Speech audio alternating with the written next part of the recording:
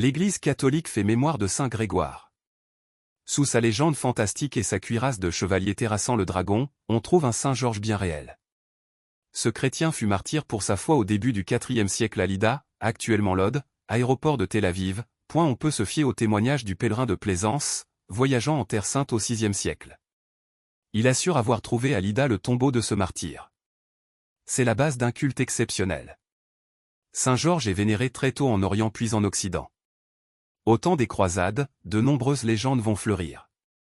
Selon la tradition de l'Orient, le chevalier du Dieu saint serait né en Cappadoce, au cœur de la Turquie actuelle. Tribun de l'armée impériale, il abattait allègrement les idoles païennes et détruisit sans effort un terrible dragon qui terrorisait la Libye. On constate encore de nos jours la vivacité de son culte, bien au-delà du monde chrétien, ainsi chez les Druzes des monts du Golan, de la Syrie et du Liban, et dans l'islam en Palestine.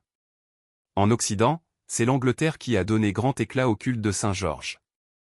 Il y devint le saint patron de la chevalerie et du métier des armes.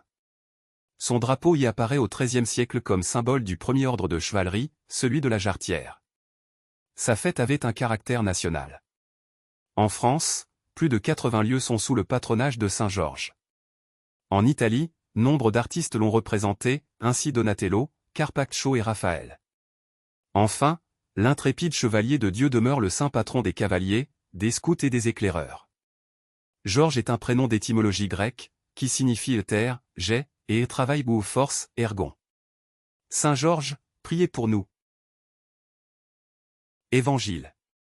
Il se fit reconnaître par eux à la fraction du pain. Alléluia. Alléluia. Voici le jour que fit le Seigneur. Qu'il soit pour nous jour de fête et de joie. Alléluia. Évangile de Jésus-Christ selon saint Luc. Le même jour, c'est-à-dire le premier jour de la semaine. 2 disciples faisaient route vers un village appelé Emmaüs, à 2 heures de marche de Jérusalem. Et ils parlaient entre eux de tout ce qui s'était passé. Or, tandis qu'ils s'entretenaient et s'interrogeaient, Jésus lui-même s'approcha, et il marchait avec eux. Mais leurs yeux étaient empêchés de le reconnaître. Jésus leur dit, « De quoi discutez-vous en marchant ?» Alors, ils s'arrêtèrent, tout tristes.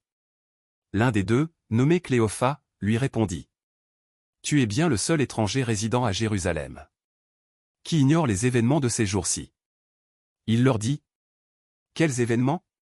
Ils lui répondirent, « Ce qui est arrivé à Jésus de Nazareth.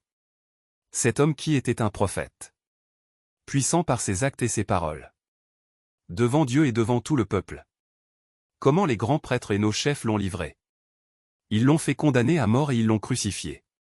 Nous espérions que c'était lui qui allait délivrer Israël. Mais avec tout cela, voici déjà le 3e jour qui passe depuis que c'est arrivé. À vrai dire, des femmes de notre groupe nous ont remplis de stupeur. Quand, dès l'aurore, elles sont allées au tombeau, elles n'ont pas trouvé son corps. Elles sont venues nous dire qu'elles avaient même eu une vision. Des anges, qui disaient qu'il est vivant. Quelques-uns de nos compagnons sont allés au tombeau. Et ils ont trouvé les choses comme les femmes l'avaient dit. Mais lui, ils ne l'ont pas vu. Il leur dit alors, « Esprit sans intelligence, comme votre cœur est lent à croire. Tout ce que les prophètes ont dit.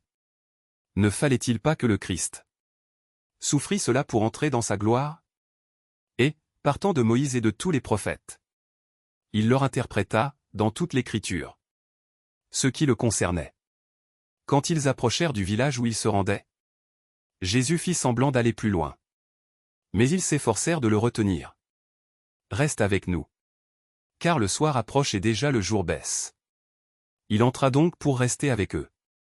Quand il fut à table avec eux, ayant pris le pain, il prononça la bénédiction. Et, l'ayant rompu, il le leur donna. Alors leurs yeux s'ouvrirent, et ils le reconnurent. Mais il disparut à leur regard. Ils se dirent l'un à l'autre, « Notre cœur n'était-il pas brûlant en nous, tandis qu'il nous parlait sur la route, et nous ouvrait les Écritures ?» À l'instant même, ils se levèrent et retournèrent à Jérusalem. Ils y trouvèrent réunis les 11 apôtres et leurs compagnons, qui leur dirent, « Le Seigneur est réellement ressuscité. Il est apparu à Simon-Pierre. » À leur tour, ils racontaient ce qui s'était passé sur la route. Et comment le Seigneur s'était fait reconnaître par eux. À la fraction du pain. Acclamons la parole de Dieu.